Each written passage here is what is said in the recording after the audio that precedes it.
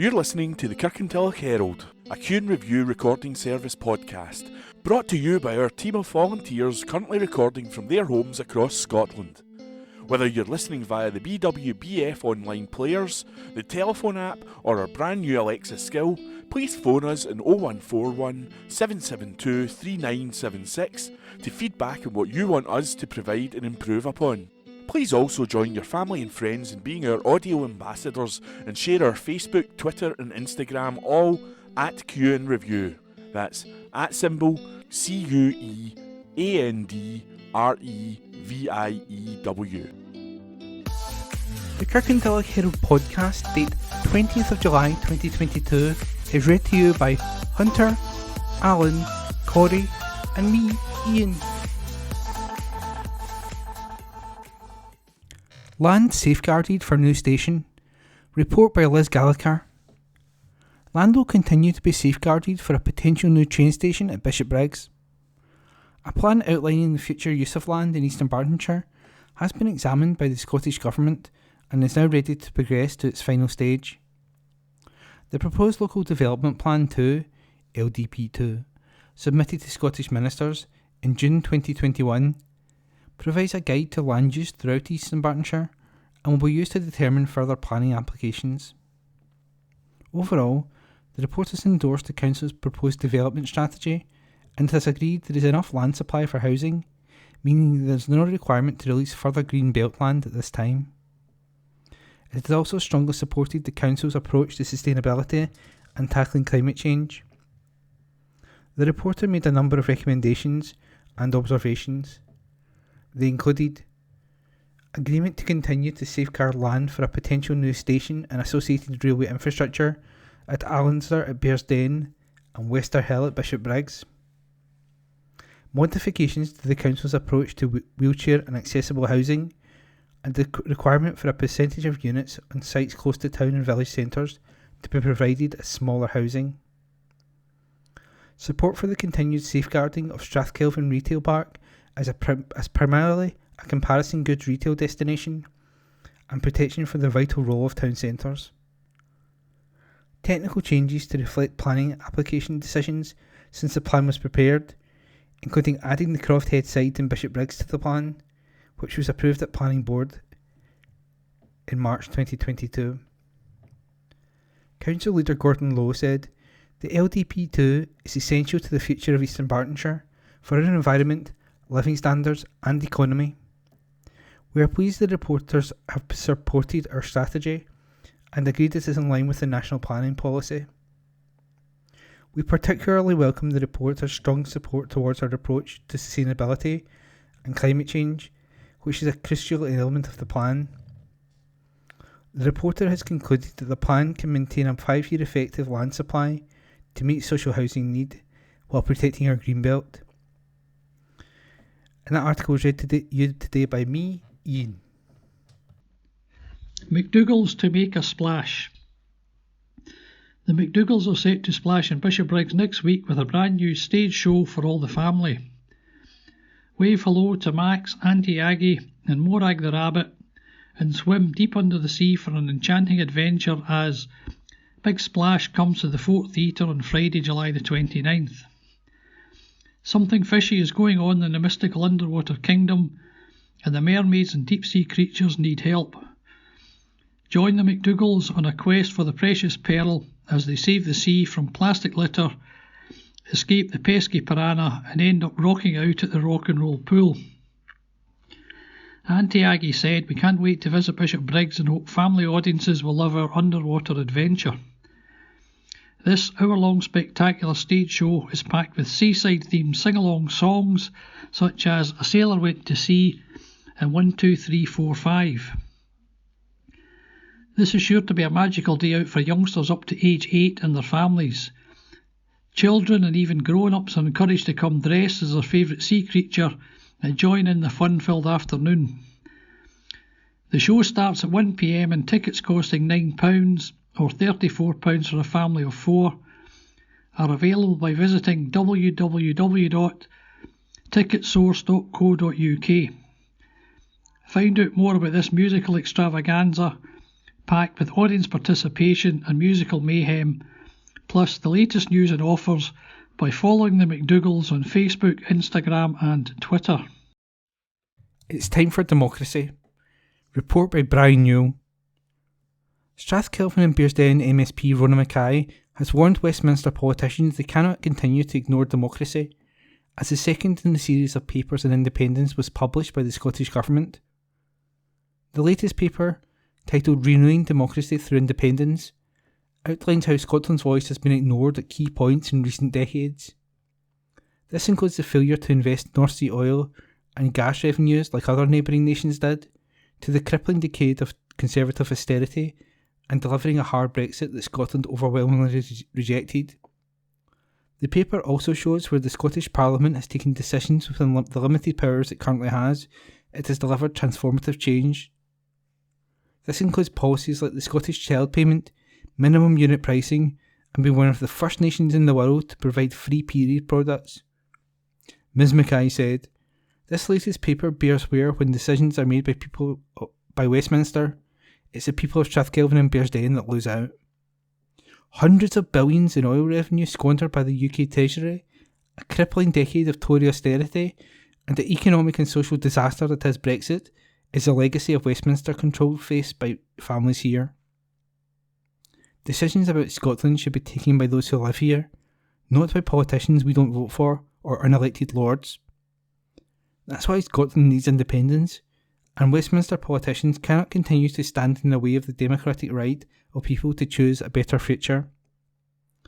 There will soon come a time when the opposition will have to engage in the substance of the independence argument. It will be then for them to explain why Westminster control would be better than the full powers of independence, where Scotland takes her own decisions." First Minister Nicola Sturgeon added, "The democratic deficit in Scotland is not a recent phenomenon, but the evidence of it now is starker than ever. That is why offering Scotland the choice of independence, a policy mandated by the Scottish people, is so essential." Disrupting the cycles. Legal Services Agency has launched a new project to help prevent prisoners at HMP Low Moss becoming homeless and potentially reoffending following their release. Disrupting cycles of disadvantage, early intervention in homelessness is being funded by the homeless charity St Martin in the Fields for 3 years. Legal services authorities will work with individuals and their families within a few weeks of their imprisonment and leading up to their release to establish their legal and other support needs. Caroline Love, Communications Officer at Legal Service Agency, said, "Around 40,000 people become homeless in Scotland each year, and those who encounter the criminal justice system are more likely to experience homelessness. Finding little to no person-centred support to understand their circumstances, they are more likely to become trapped in cycles of homelessness and be exposed to circumstances which can lead to reoffending. The likelihood of this increases where there are other aggravating factors such as mental ill health, disabilities, alcohol and/or substance abuse, and neurodiversity, as diagnoses are frequently missed and adequate healthcare is often not provided. We aim to challenge this inequality in our society by providing support to people detained in HMP Greenock and Low Moss. We will work with individuals and their families within a few weeks of their custody into prison and in the 6 to 8 weeks leading to their release to establish their specific legal and other support needs. By providing tailored legal advice and representation, we will empower the people we work with to understand their housing options and to navigate legal processes enabling them to make informed decisions. We are grateful to the St Martin in the Fields charity Frontline Fund for the opportunity to help people who have found themselves in a vulnerable position to retain or obtain a safe place in which they feel at home. We are confident through providing legal representation, improving accessibility to legal advice, and providing specialist referrals for their appropriate services together, we can make a difference. Read by Alan Todd. Theft of bicycles. The police in East Dunbartonshire have received a small number of reports regards the theft of bicycles over the past couple of weeks. This includes a blue propane Spindrift with orange and black lettering pedal cycle being stolen in Lennoxtown, following a housebreaking. A police spokesperson said, "Please ensure bikes are locked and secured, including sheds and garages. Please also give thought to restricting who can view your cycle apps, including hiding the start end of your cycle." Meanwhile, the community policing team in East Dunbartonshire, along with Police Scotland dogs, have executed a number of warrants resulting in drugs and cash being seized. Officers have also worked with partners at HM Prison Low Moss to deter visitors from committing criminality. Presbytery clerk gets appointed, as recorded by Hunter MacDonald. The Reverend Dr. Grant Barclay has been appointed as Presbytery clerk for the Presbytery of Glasgow. Dr. Barclay has been acting as an interim clerk and has been involved with church administration for some time. He has previously served on the Board of Practice and Procedure and convened the Council of Assembly. Dr. Barclay is currently convener of the Legal Questions Committee and was appointed as a Queen's Chaplain in May this year. Married to Karen and with 3 grown-up children, he trained and worked as a solicitor before entering the ministry. Dr. Barclay studied at New College, Edinburgh, and then served for over 20 years in St Kentigern's Church, Kilmarnock, before becoming minister in Orchard Hill Church, Giffnock. In his spare time, he enjoys walking and is developing through necessity an interest in gardening, finding that his cycling dovetails well with the delight in meeting friends for coffee. Dr. Barclay is excited about taking up the post of Presbytery clerk. He said, "While there is a deal of administration, the work is much more about supporting colleagues in ministry and congregations all across the Presbytery of Glasgow.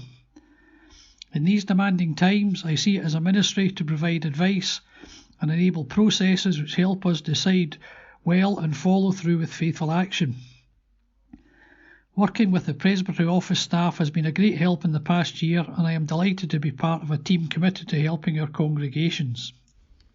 Outrage over the proposed licence fee for short lets. A Kirkintilloch man has hit out at the licence fees East Dunbartonshire Council is planning to introduce for short-term lets. The Council is carrying out a consultation on a draft policy after new Scottish Government legislation compelled all local authorities to introduce licences. All short-term lets require to be licensed by April the 1st, 2024, and councils must be able to accept applications by October the 1st this year. Under the proposals, owners of properties such as those let on Airbnb would be required to pay between £250 and £650 to get a 3-year licence. In neighbouring Glasgow, fees are set to be between £125 and £400. Robert Walker faces having to pay £500 to get their licence. He said, "I use my home for Airbnb to supplement our pensions, and we are super hosts with consistently outstanding reviews and have never had any complaints. Now for the privilege of using my own home to welcome visitors, I am to be charged £500. This will increase the cost to visitors, or more likely will mean we withdraw from doing Airbnb. I know there is a problem in, say, Edinburgh, where properties are bought solely to use for short-term lets, but there is no such problem in Kirkintilloch and no evidence of problems or complaints. I believe that those using their own home for short-term lets should not be included in this costly scheme. To make your views known, visit www.eastdunbarton.gov.uk/short-term-lets-consultation. Standards hearing for McElroy. A former councillor is facing a standards hearing following allegations about his conduct at a Glasgow City Council meeting. Martin McElroy, who represented Springburn Rob Royston until earlier this year, has been called to a hearing at the City Chambers on September 13th. It is believed the complaint relates to a virtual full council meeting held ahead of the Scottish Government elections last year. The former councillor said he was unable to discuss the allegations ahead of the hearing, but insisted suggestions that concerned a political image appearing in the background of his screen during the meeting were not correct. At the time, Mr McElroy was standing as the Labour candidate for Glasgow Provan. Parts of a recording of that meeting have since been moved from the Council's webcast library, but during the meeting the Lord Provost at the time, Philip Bratt, warned councillors members can leave themselves exposed to being referred to the Standards Commission. He later added, "Whatever you say during this pre-election period can have consequences, so please be careful of what you say and show on screen. We cannot have anything that favours one specific political party in the run-up to the election, I'm afraid to say. Those are the rules, not my rules. Those are the national rules in respect to the pre-election period." The recording of the meeting also shows Mr McElroy apologising to anybody who that background may have offended. "It wasn't my intention," he added. The Standards Commission has decided to hold a hearing in relation to the complaint and will rule on whether the Councillor's Code of Conduct has been breached. If it is decided Mr McElroy did breach the code, the Commission will choose the appropriate sanction, including censure, suspension and disqualification.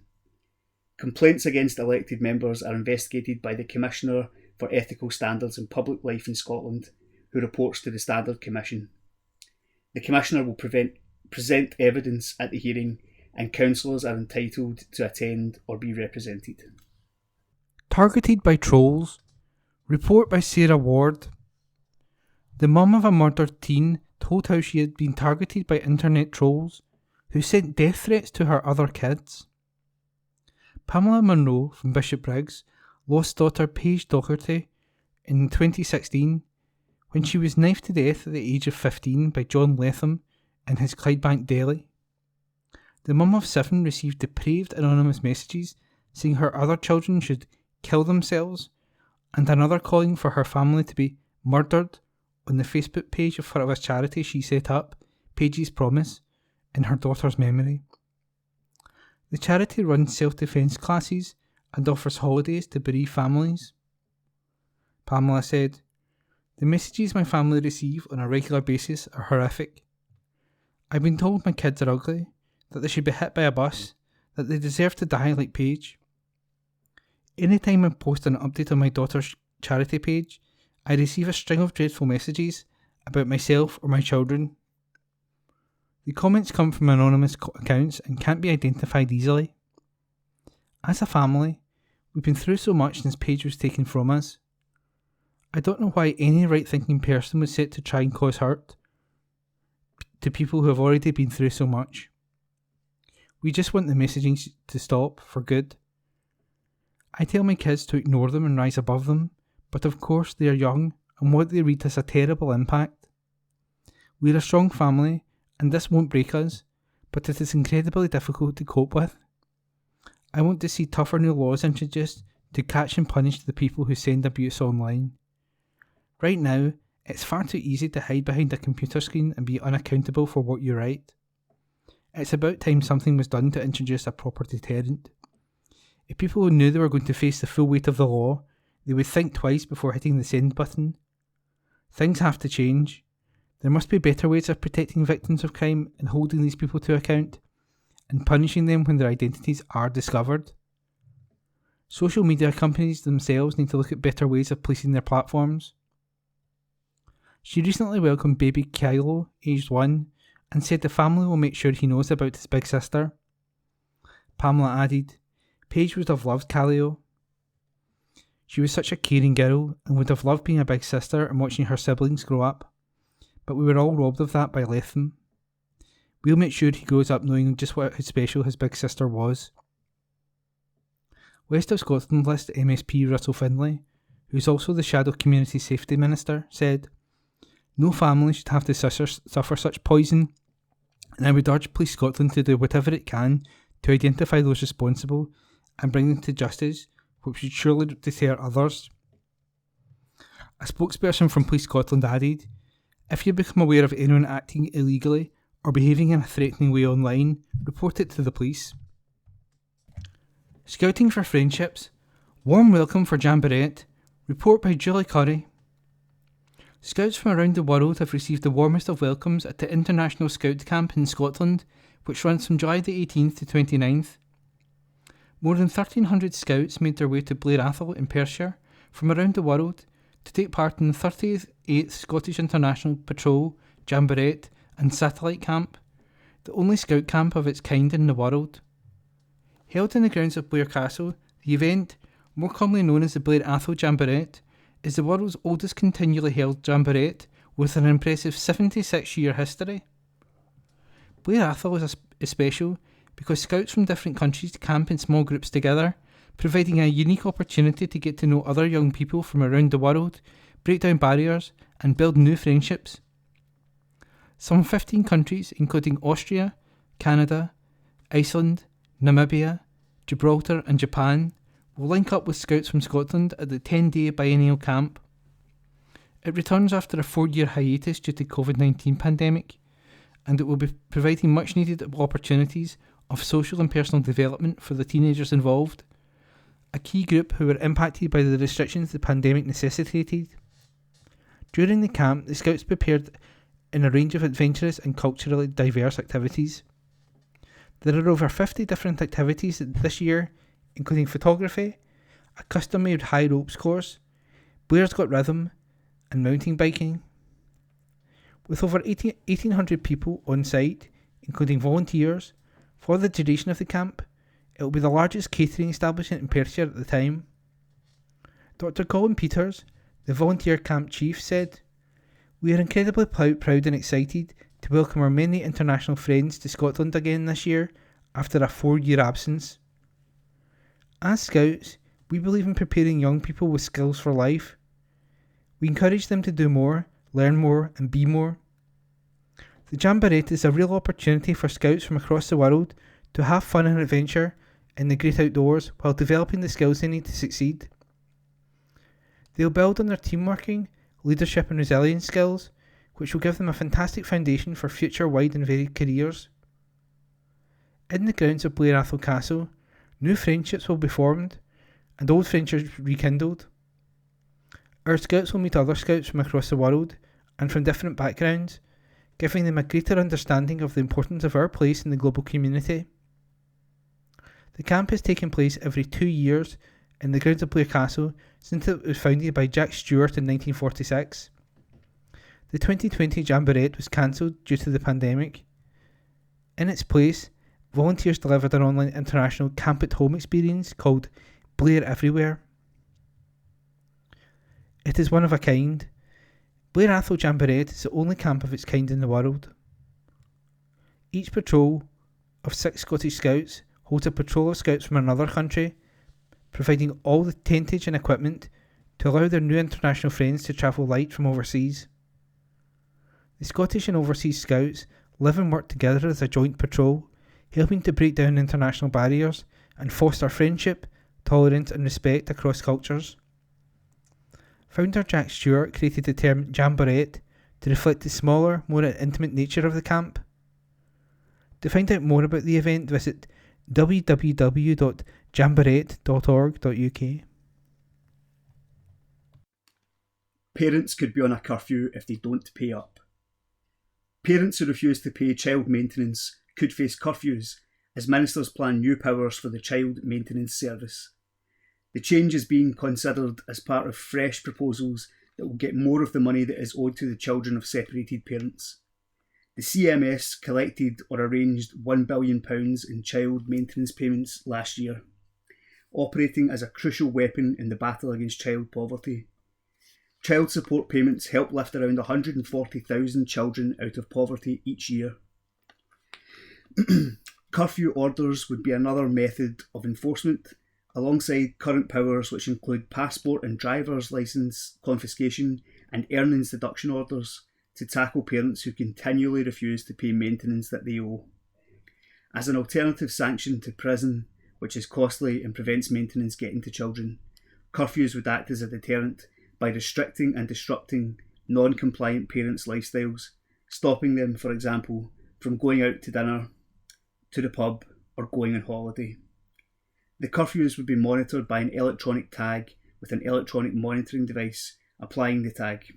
With an electronic monitoring service applying the tag, monitoring and making sure the parent complies with the rules of the tag. If parents fail to comply, the CMS would be able to refer them back to court, which might then extend the curfew or impose a prison sentence. DWP Lords Minister Baroness Stedman Scott said, "For children in low-income households, maintenance payments can make all the difference, lifting them out of poverty. We are not afraid to go after those parents who deliberately and repeatedly refuse to pay for their children. Curfew orders are another step towards providing the CMS with a full arsenal of powers to make sure children get the financial support they need to have the best start in life. This builds on new powers introduced earlier this year to digitise all communications to parents and improvements to help the service trace the paying parent, calculate maintenance and enforce arrears.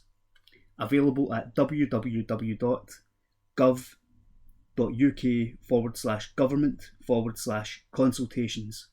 It closes on August 12th. Big Scottish Lift Up. British Weightlifting and SSAFA, the Armed Forces charity, have partnered to create a unique event to benefit the Armed Forces community in Scotland. The Big Scottish Lift Up is open to everyone, civilian, veteran or serving military, male and female. Competitors must film themselves making up to 3 attempts at the snatch and clean and jerk, then upload them to the competition webpage. Those taking part must register interest at britishweightlifting.org/competitions/British-Open-Series by July the 29th and pay a registration fee of £20 to BWL, £15 of which goes directly to SSAFA. Competitors are encouraged to each raise at least £60 in donations via Enthuse to help SSAFA continue its work for serving personnel, veterans and their families. Entries must be submitted by August the 12th. Young women rise up to make their voices heard. Report by Julie Curry. A new campaign has been launched to raise awareness of domestic abuse experienced by young women in their intimate relationships. It comes as Scottish Women's Aid, SWA, and the Young Women's Movement Scotland, YWCA, released the RISE report, which found that 36% of young women had been in an intimate relationship with someone who harmed them physically or emotionally. It also makes a number of recommendations for how specialist support services can better meet the needs of young women experiencing abuse. The research was carried out by YWCA with Young Women Rise, a group of 10 young women from across Scotland, some of whom have lived experience of domestic abuse in their own relationships. They found that, while young women understood what healthy and unhealthy relationships looked like, not a single participant felt well supported to learn about relationships or domestic abuse at school. Young women reported wishing they had been taught about emotional abuse and other toxic behaviours at school, which could have helped them recognise abuse earlier in their relationships. Gabrielle Blackburn, SWA Service Development Coordinator, said, "The Women's Aid Network is united in wanting to tackle the issue of abuse in young women's intimate relationships. We know how hard it can be for them to get the support they need, and we want to make it easier. This report tells us that we are providing the right type of support, non-judgmental, survivor-led, and inclusive. It also shows where we can be better. The Women's Aid Network will use this research to improve how we promote our services to young women and girls so that they know Women's Aid are here for them and so they really understand how to reach out to us when they feel ready. We are thankful to the young feminists and Young Women Rise who led in this work, for their commitment, their enthusiasm and their ideas. Their research will help us make sure we are better able to welcome all young women who require support around domestic abuse." Rihanna Malia, Research and Impact Manager at YWCA, added, "It was a privilege to work with Young Women Rise on this important research. We were able to gather rich and nuanced data because of the input into the design of this project." This reporting campaign are a call to action. Support services need more funding and resources to better cater to the needs of young women and non-binary people dealing with unhealthy relationships and domestic abuse. Not one participant felt supported to learn about relationships at school. This needs to change. Young women need to be able to recognise signs of abuse, feel validated that they are worthy of support, and know how to access it. YWCA Scotland will continue to engage with young women and non-binary people to amplify their voices. Scotland's Domestic Abuse and Forced Marriage Helpline is available 24/7 for anyone of any gender or sexuality who wants support. Call 0800 027 1234. That's 0800 027 1234. Or access email and web chat at www.sdafmh.org.uk. £27 million in funding.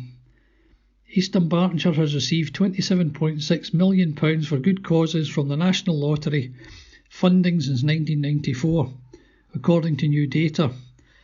So far, a total of £46 billion from the National Lottery has gone towards good causes across the UK in areas such as education, environment, health, arts and sport.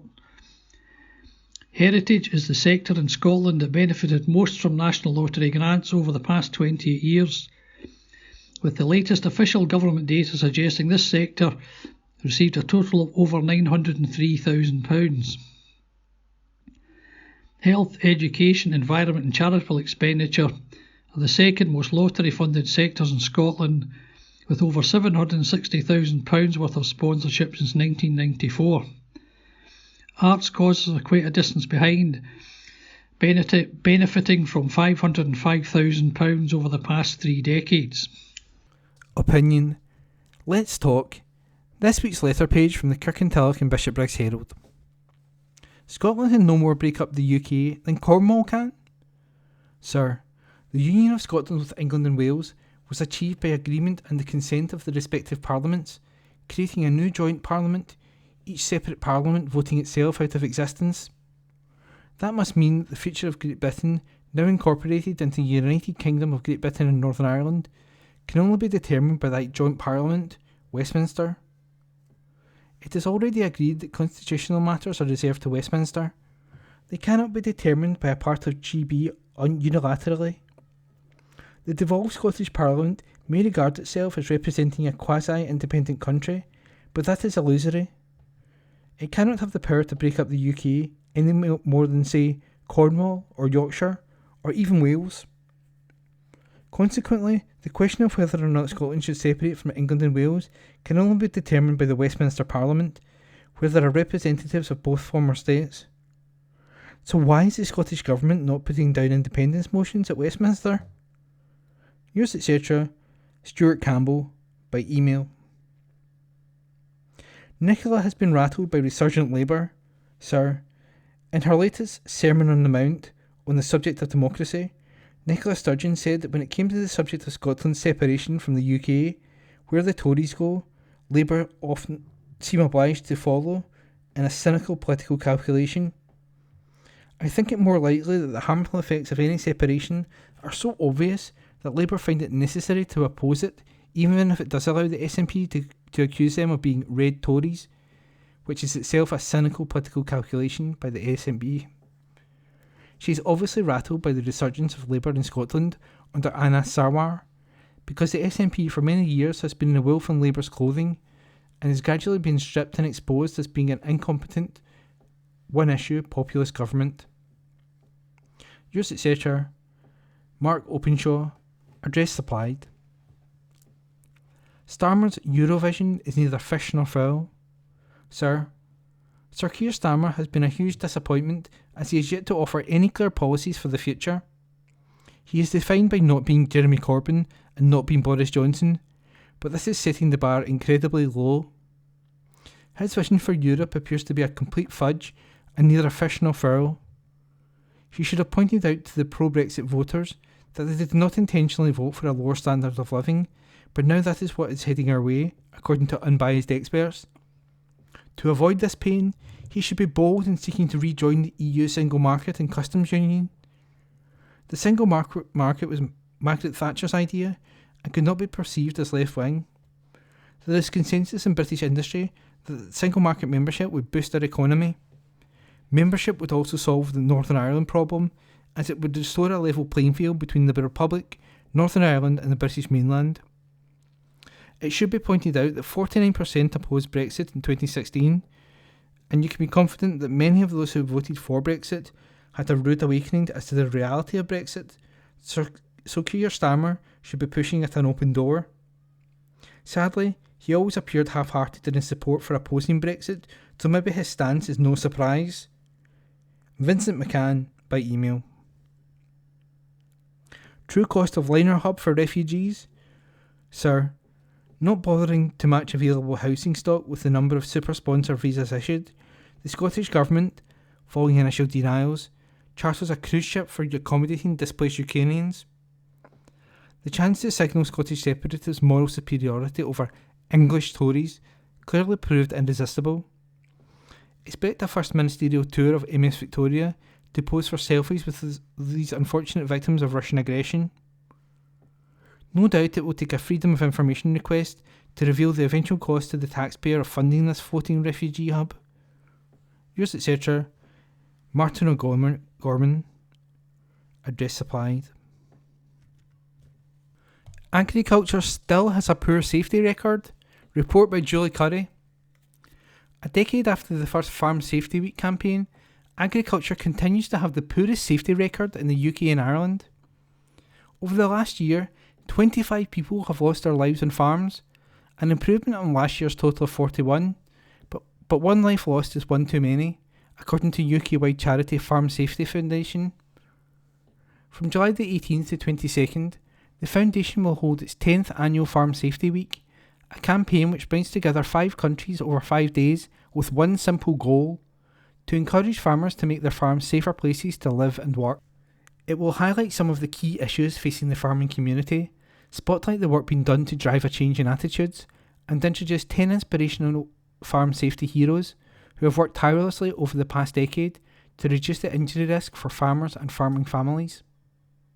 Stephanie Barclay, Farm Safety Foundation manager, said, "Despite an improvement in the HSE figures over the past year, these are very sobering statistics. We must remember that these are not just statistics. Behind every fatal notification is a worker, a visitor, or a child. We cannot become immune to the impact that each and every death has on farming families and communities across the UK and Ireland. 10 years after our first campaign, we cannot continue to accept that risk-taking is part and parcel of farming. We have to work harder to make it safer." Awareness of farm safety is at an all-time high, with 66% of farmers in the UK, 80% of under 40s, aware of Farm Safety Week, according to NFU Mutual's Voice of the Farmers 2022 survey. Despite this, 25 people lost their lives last year on our farms, so the time has come for action. Sue Thompson, HSE Head of Agriculture, said, "Awareness of the hazards and risks have never been higher, and Farm Safety Week has played its part in this, but it's regrettable that we're not yet seeing the widespread changes in attitude towards safety. Everyone in agriculture has a role to play in making the changes. Together, we can make farming safer." For more in the week, visit www.yellowwellies.org. £10 million to support summer activities. Thousands of children from low-income families will benefit from free childcare, activities and healthy food as part of a £10 million summer programme. Available to children and young people aged 5 to 14 years old who need it most, the funding has been allocated to local authorities to supplement existing holiday programmes or to develop new ones. Education Secretary Shirley-Ann Somerville said, "School holidays can be expensive for families, especially when household bills are soaring. This funding means children and young people who really need it will be able to access coordinated childcare, activities and nutritious food over the summer. They will have opportunities to play, socialise and access activities that broaden their experience and supplement their learning. Support will be targeted at the 6 priority family types at greatest risk of poverty, including lone parent families and families with a disabled adult or child. We have a national mission to tackle child poverty, and along with £21.75 million in funding for alternative holiday food provision for families eligible for free school meals, this offer will provide much needed support over the summer." Councillor Tony Buchanan, COSLA, Children and Young People's spokesman, said, "The rising cost of living is exacerbating the already stark and unacceptable reality of poverty in the lives of families and communities. We are pleased this additional funding will enable local authorities to build on their regular summer programmes to enhance opportunities and support for priority groups." Measures to stop an avian flu outbreak. The Scottish SPCA is introducing a temporary policy to minimise the risk of an avian flu outbreak. In response to the spread of the highly pathogenic avian influenza, which has decimated seabird and waterfowl populations in some parts of Scotland, the SSPCA is not admitting wild birds to the centre until further notice. Members of the public are also being urged not to bring any sick or injured birds to the Wildlife Centre or Animal Rescue and Rehoming Centres. SSPCA Chief Superintendent Mike Flynn said, "Avian flu has circulated throughout bird populations globally for almost 2 decades with varying degrees of severity. The current outbreak is far and away the worst in terms of transmission and mortality rates. It has been so sad to see the devastation it has caused, particularly among internationally renowned seabird colonies. This decision is tough but necessary to protect the hundreds of wild birds currently in our care. Our inspectors and animal rescue officers have responded to reports of thousands of birds in need this year, and they will continue to do so. We will do everything we can for every bird we attend to." Scotland's animal welfare charity currently has over 700 birds in its care. Its experts are concerned about the possibility of admitting a bird to the centre with avian influenza. Its incubation period is 2 to 8 days, meaning a bird could be admitted and spend several days in care without displaying symptoms before becoming unwell. Mike added, "We have really robust biosecurity and isolation measures in place, but the sheer scale and rapid spread of this outbreak means we have to take this action." £500,000 fund for our veterans. Report by Julie Curry. A total of 25 projects will share £500,000 from the Scottish Veterans Fund, more than double the amount awarded last year. Susie Hamilton has also been appointed as a new Veterans Commissioner, the first woman to hold such a post in the UK. She joins from Scottish Veterans Residencies, where she worked as Head of External Relations, to provide housing for former Armed Forces personnel who are homeless or at risk of homelessness. Veterans Secretary Keith Brown said, "I'm pleased to announce that Susie is the new Veterans Commissioner. As a veteran of the Royal Navy, and with extensive experience working in the third sector helping homeless former military personnel, she is already a great champion for our veterans."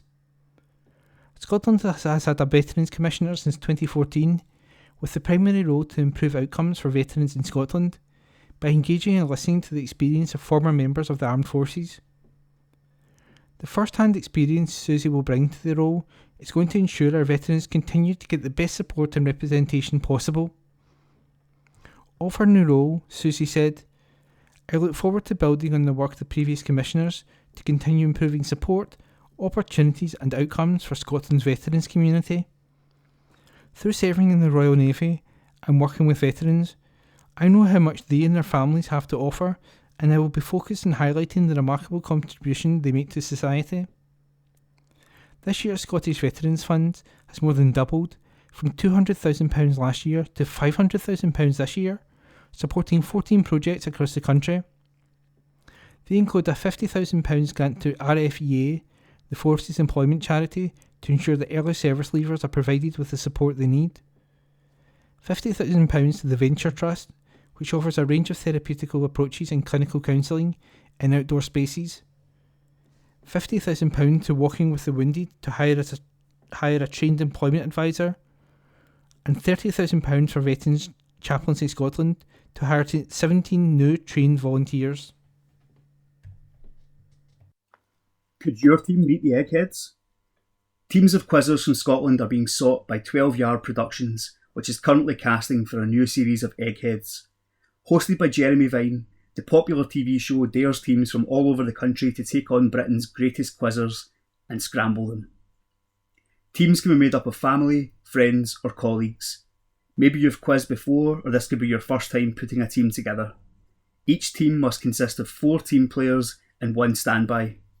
Apply online today by completing the entry form at itv.etrii.com/ag/eggheads3/welcome.html or visit the website www.12yard.com.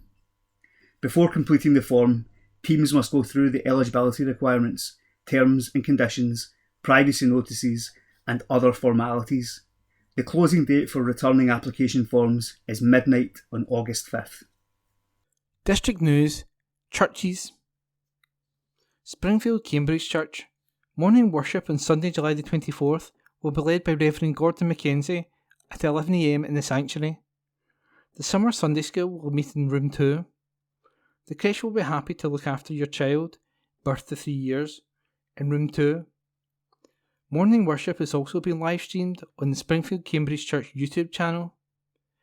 A link to this can be found on the Springfield Cambridge Church website www.springfieldcambridge.org.uk and Facebook page, where up-to-date information about events and church organisations can also be found.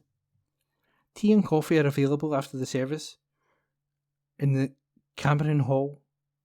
Come along and enjoy the fellowship. There will be no vestry hour on Wednesday, July the 20th, from 10 a.m. to 11 a.m. There will be no short weekly service of worship in the Springfield Chapel on Wednesday, July the 20th, from 11:10 a.m. to 11:30 a.m. Kirkintilloch Church of God. The usual Sunday Good News service at Regent Hall, Regent Street, has been postponed for the time being. We are still continuing our Zoom services on Sunday evenings at 6:30 p.m. The speaker this Sunday will be Michael Johnson. A warm welcome to everyone who is able to join us on Zoom. Access details for the stream can be obtained by emailing hello@regenthall.org. For up-to-date and further information on our services, visit our website on www.regenthall.org. The Bible says, "We have to put our hope in the living God, who is the Saviour of all men, and especially of those who believe." 1 Timothy chapter 4, verse 10. St. David's Memorial Park Church. At St. David's Memorial Park Church, our morning service on July the 24th will be at our usual time of 10:30 a.m. and will be led by our Church of Scotland reader, John Nicholson. During our morning worship, school-aged children will have the opportunity to go through to our halls for their own time of fun and learning with jam. All are welcome to attend our service. There are some COVID measures still in place. However, the wearing of face masks is not mandatory at this time. We look forward to welcoming you to the church. Our Thursday lunchtime service is now come to an end after the summer months. Further information on when these resume will be given at a later date. Lenzie Church of Scotland. Joint summer services, Sunday worship on July the 24th, July the 31st and August the 7th will be at Lenzie Union Parish Church, read by Reverend Dan Carmichael. All services start at 11 a.m. St James Church, Hilton Road, Bishopbriggs. Rector Reverend Canon Paul Watson, 0141 230 4080. The church is now open for socially distanced services. Face masks are personal choice. There is a communion service on Thursday at 11 a.m. and on Sunday, July the 24th at 9 a.m. in the chapel and 10:30 a.m. in the church. Everyone is welcome to come along to any of these services. Do stay on for tea or coffee and fellowship afterwards. The Meditation Labyrinth is still available in the car park for a mindful walk round. There are also other virtual services and groups. For up-to-date and further information, refer to our social media, Facebook, St James the Less, Bishopbriggs, website, www.stjamesbishopbriggs.org.uk. St Columba's Hillhead Church. St Columba's and Hillhead churches have now united to form St Columba's Hillhead Church, with services, groups and activities continuing at both sites. Do join us for our Sunday morning service at St Columba's at a new earlier time of 10 a.m, or at Hillhead at 11:30 a.m. Tea, coffee and juice will be served after the service at St Columba's and before the service at Hillhead. We'd be really glad to have you join with us. If you can't come to a service in person, you can still connect with us by livestream from St Columba's via www.kirkintillochstcolumbus.org.uk or by searching for St Columba's Kirkintilloch on YouTube. Reverend Philip Wright, Minister, St Columba's Hillhead Church, Oldale Road, Kirkintilloch, G66 3HQ, and 2 Rosebank Avenue, Kirkintilloch, G66 2PR. P. Wright at churchofscotland.org.uk. Mobile 07427 623 393. Kenmure Parish Church. This Sunday we look forward to welcoming back the Reverend Susan Anderson to lead our morning service beginning at 11 a.m. The service will be followed by a time of fellowship, teas and coffees in the hall. The wearing of masks will leave to personal choice throughout the sanctuary. The service will be live streamed on YouTube and can be found by searching for Kenmure Bishopbriggs. Details of all of our groups that are currently running may be found on website kenmure-church.co.uk. To find us on Facebook, just search for Kenmure Parish Church. If you would like to join our WhatsApp group or receive the Bible studies from ABC, then email us at kenmurechurch@icloud.com. Milton of Campsie Church. We are back in the building. No need to book. If you sit in the centre aisle, there is no need to wear a mask. If you sit in the side aisles, please wear one. After joining with Campsie Church this Sunday, we continue on Sunday with our summer sermon series entitled Action Stations. Our station will be Corinth, where Paul earned his living making tents. Send a pic of yourself in a tent. The phone number for a dial-in service, which enables you to hear our Sunday service, just dial 01360 545 345. Time to pray does not meet until August 17, but please continue to pray at home. The Go Mad prayer guide will be available on Sunday. UR Aid, our Ukrainian family have now arrived. Send the UR Aid donation box in the church. We're also exploring other ways of helping. If you'd like to be involved, contact Phyllis on 07582 713 463. Go Mad planning is now underway. Planning meeting on Wednesday at 7 p.m. Please see Phyllis for more info. 07583 713 463. Go Mad take place in Milton of Campsie from July the 30th to August 11th. Look out for more details. Now only 2 weeks to go. Torrens Parish Church. You are assured of a warm welcome at our morning service at 10:30 a.m. and during the school holidays there will be a holiday Sunday school. The cafe is closed and will reopen at 9 a.m. on Wednesday, August 17. To join the service online, click www.torrensparishchurch.online.church.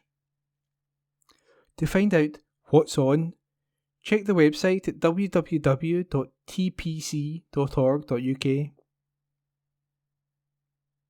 Home Church, Scotland. One church, home church, 5 locations: Kirkintilloch, Glasgow, North Coast, Northern Ireland, Stornoway, and online. A church for all ages. 10 a.m. prayer time. 10:30 a.m. fellowship, tea and coffee available. 11 a.m. worship service, including communion, and children's church, followed by tea and coffee. The Sunday evening service in Renfield Church Centre is cancelled for July. However, a minibus will pick up people from the centre on Sunday mornings at 10 a.m. and bring them to home church for the 11 a.m. service. Wednesdays, study groups are taking a break in July and August. See Facebook and Instagram for up-to-date information for July and August. Cadder Parish Church. We look forward to welcoming you this Sunday to our service at 10:30 a.m. Come and join us and be blessed in the ambience of Cadder Parish Church, down beside the Forth and Clyde Canal. Children meet in the church prior to the service, and then go up to Cadder North Hall for their activities. Early Fellowship meets in the South Hall Chapel at 9:30am on Thursday for half an hour with Reverend John McGregor, and also available on Tuesday and Thursday for Zoom. For any further information, please contact the minister on 07387 851 020.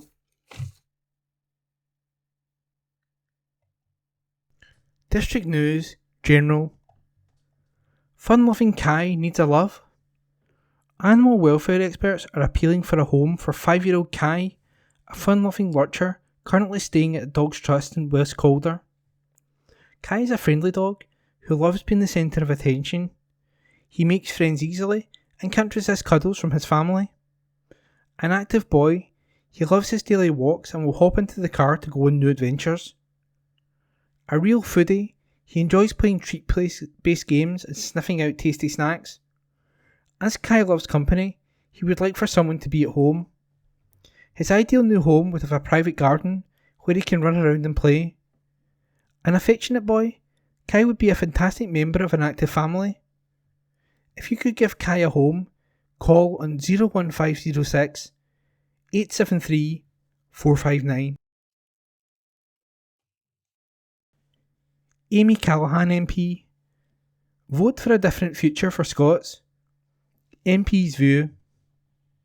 You could almost hear the collective sigh of relief when Boris Johnson finally, albeit reluctantly, announced his resignation as Prime Minister. It was expected to be the closing chapter on a sordid and protracted exit from office that should have come months earlier. Fast forward, and even post-resignation, Johnson has committed to indefensible and blocked an opposition motion of no confidence in the government and his leading of it. The absurdity of democracy being denied by a PM who has resigned yet remains on, squatting in 10 Downing Street. In Scotland, we now face the reality of a fourth successive Tory Prime Minister we didn't vote for. Even the supposed successes of Johnson's government, such as the vaccine rollout, were mired in sleaze and corruption. At a recent count, the UK government had awarded at least £1.5 billion of taxpayers' money in COVID contract to companies linked to the Tory party. This will not be a government remembered for making the right choices in tough circumstances, as Johnson would like to maintain, but rather one that looked to profit from our misfortunes, that attempted to rip up international treaties, and one that saw no problem with undermining human rights. As we face the prospect of yet another Tory Prime Minister we didn't vote for, can we expect any of the candidates to improve life in Scotland? It doesn't have to be this way. Independence gives Scotland the chance of a different future, not just a different Prime Minister. By Amy Callaghan MP. Amy was elected as Member of Parliament for East Dunbartonshire in December 2019. She has previously worked for 4 years as Office Manager to Rona Mackay, MSP for Strathkelvin and Bearsden, where she gained a wealth of experience in policy and campaigns and developed considerable knowledge of the issues facing residents in East Dunbartonshire. You can contact her by telephoning 0141 286 4086, via email at amy.callahan.mp@parliament.uk, or by writing to her at the House of Commons, London, SW1A 0AA. For further information and details about Amy's campaigns and news, please visit her Facebook page at www.amycallahan.scot. Butterfly Count.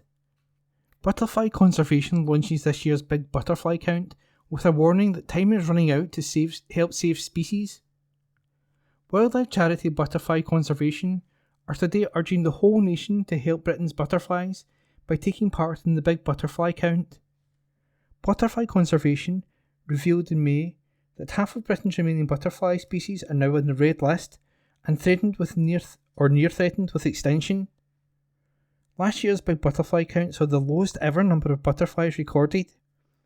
As butterflies and moths are an important indicator of the health of our environment, a reduction in their numbers is cause for serious concern. However, taking part in the Big Butterfly Count is one really positive way that everyone can help. The information gathered is vital in helping scientists understand more about what is happening to the nation's butterflies, and therefore put in place the conservation measures needed to protect them. In recent years, butterfly conservation has helped save 2 species from extinction in the UK and halted the decline of many others. The charity has proved that, with the right information and targeted action, species can be brought back from the brink.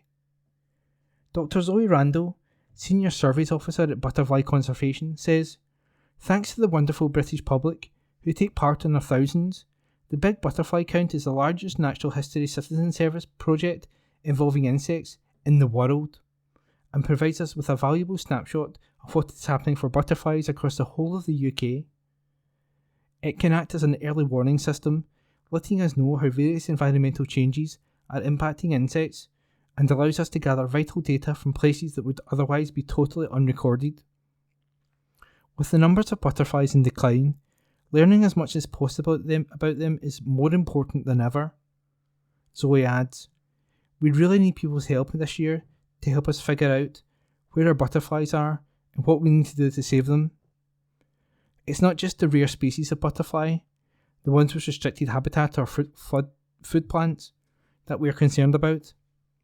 Some of our previously commonly seen butterflies, like the small tortoiseshell, are also declining rapidly. The small tortoiseshell, which can be found all over the UK and was once a familiar species in gardens throughout the country, has declined by 79% since 1976. It is one of the species included in the Big Butterfly Count, and butterfly conservation hope that the data from citizen scientists will mean more can be understood about its fate. Taking part in the Big Butterfly Count is not only good for butterflies, it's good for humans too. Dr. Amir Khan, Butterfly Conservation Ambassador, is one of a number of famous faces supporting the Big Butterfly Count. He says, "Spending time in nature is hugely beneficial to our mental health. Just a short amount of time spent in the natural world can alleviate stress, and continuing with nature can help us to feel happier and more energised. Watching butterflies for just 15 minutes can be a wonderful and calming experience. It is good for you as well as benefiting butterflies by helping butterfly conservation gather the important data they need to understand how better protect these special insects. It is truly a win-win situation for all of us." Goats in need of a new home. Jean and Billy are 2 goats looking to trot off to their new home together. They are in the care of the Scottish SPCA Edinburgh and Lothians Animal Rescue and Rehoming Centre. This mother and son pair have lived with other goats previously and could do so again. They would love an enclosed space with plenty of grass and things to climb on. Within this area, they will need a shelter from the ever-changing Scottish weather. Jean is a chatty, friendly girl who likes to say hello, whereas Billy is a little more reserved, but finds anyone with food worthy of investigating. If you can help, please go to the Scottish SPCA website at www.scottishspca.org. Family announcements. Read by Corey. Deaths. Anderson, Alan. Peacefully on July 6th, 2022 in Helensburgh. Beloved husband of Anne, much loved father of Graham and Rosalind, father-in-law of Nick and loving grandfather of Austin and Finlay. Funeral service at Cardross Crematorium on Thursday, July 21st at 2:15 p.m. Family flowers only, please. Robertson, Bill. Suddenly, on July 10th, 2022, Bill, beloved husband of the late Eleanor, loving dad to Angela and Brad, father-in-law to Ken and Linda, devoted and proud papa to Fraser, Jenna, Scott, Sarah and Charlotte, and great papa to Lewis and Natalia. Funeral service to take place at Daldowie Crematorium on Wednesday, July 20th, 2022 at 10:45 a.m. Family flowers only, please. Robertson, George. Sadly, at Glasgow Royal Infirmary on July 11th, 2022. George, loving husband of Kathleen and father of Gerard, Stephen and Kathleen, fond granddad to Anna, Cara, Connor and Leo. Funeral Mass will take place at Holy Family and St Ninian's Church on Monday the 25th of July at 10 a.m. and thereafter to Old Isle Cemetery, New Part at 11 a.m. RIP. Still work to do for Rabs. An article written by Brian Yule and read by Corey. Kirkintilloch Rob Roy manager Stuart Maxwell says there is still work to do despite remaining unbeaten in pre-season. His side travelled to Kilmarnock on Saturday to record a 3-2 win over Bonnyton Thistle, making it 3 wins and a draw for the 4 friendlies so far. Maxwell said, quote, "That was our 4th game on Saturday, and we are still trying to mix new faces in with the rest of the squad. Obviously, I'm satisfied to remain unbeaten, but we're not where I want us to be. Bonnyton should have been an easier win than it proved to be, so there's still quite a lot of work to do. However, I am confident that with more game time under our belts, that we will be ready by the time we travel to Hurlsford for the opening day of the season."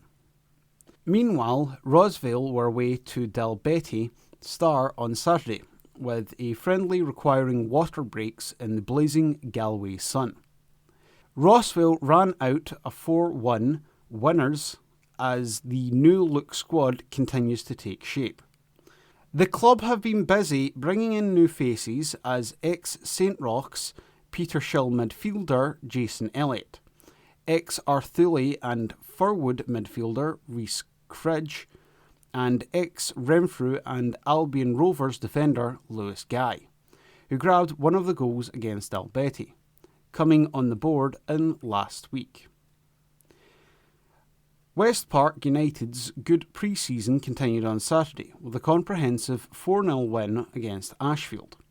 However, the result was marred by a broken arm being suffered by Kenny Jarvis after what was described as an innocuous fall.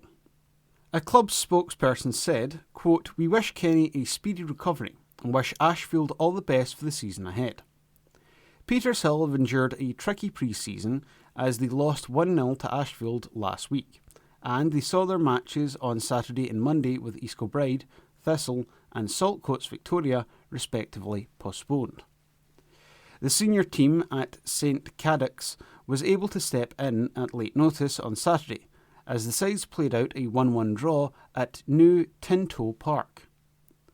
Petershill under-21s on the lookout for players born 2001 to 2003, and anyone interested can call Jimmy on 077 37 966 203. That's Jimmy on 077 37 966 203, or Kenny on 07399 405 155. Again, that's Kenny on 07399 405 155. Training takes place on a Monday night at Petershill FC and on Thursday at Greenfield. That article written by Brian Yule. Balmore Pro wins Roxbury. Balmore Golf Club professional James Wilson has won the 7th event at this year's Golf Breaks Get Back to Golf Tour, which was played at the Roxbury in the Scottish Borders. Wilson's 5 under par 67 was enough to win by a single shot from fellow professionals Ryan Campbell and Michael Stewart. He said, "I played really nicely and hit 4 wedges inside 4 feet to record birdies for them all. Despite shooting 5 under, it was frustrating not to birdie any of the par 5s. The Roxburgh is definitely one of the best inland courses in the country and a great challenge for different levels of players. This wee tour is also brilliant. The flexibility of the format means you can get together with friends you might not see often and have more relaxed but still competitive game, with the chance of a nice payoff if it goes well. After finishing 6th at the Roxbury, Jordan Brown of Drummoyne Golf Centre now leads the Order of Merit by 3.5 points from professional John Gallagher. The top 6 pros and the top 6 amateurs from the end of season Order of Merit will compete at the grand final at Dumbarnie Links in Leven in October. Wilson is currently second top amongst the professionals and 6th overall, with 56.5 points after playing in 4 of the 7 events. The 8th event on the tour is currently underway at Deer Park Golf and Country Club in Livingston and runs until Sunday. Tigers can still push pole close if sides meet again. Cammy Brown believes Glasgow can still push pole close in the playoffs if the sides meet again, despite defeat in Dorset. The Tigers failed to build an opening heat 5-1 courtesy of Danyan Hume and Craig Cook to lose 51-39 on Wednesday. The result moves the third-place Pirates to within a point of second-placed Glasgow as the sides battle to make the SGB Championship top 2 and seal an automatic place in the playoff semi-finals. They could face each other in a matter of weeks in those playoffs, and Tigers boss Brown believes his men can force a different outcome. He said it was a tough track tonight. Whoever was leading off bend 2 won most of the time. Craig Cook had a couple of passes beyond that point, but he has good experience. Despite that, it is a disappointment we couldn't come away with a point after the good start we had with the 5-1. Ben Basso couldn't get the bike working at all on his former track and had a poor night. We can't afford for 2 or 3 riders to have an off night against a team as strong as Pole. However, I don't think we'll be as poor in the playoffs. Pole drew at our place, but they haven't been to our track for a while, and we've had recent experience on theirs, and I'm confident we could give them a better match over 2 legs next time. Glasgow now takes a break from league business for a few weeks, as they take part in the Summer Jubilee League, which sees the sides split into Scottish, Northern and Southern sections.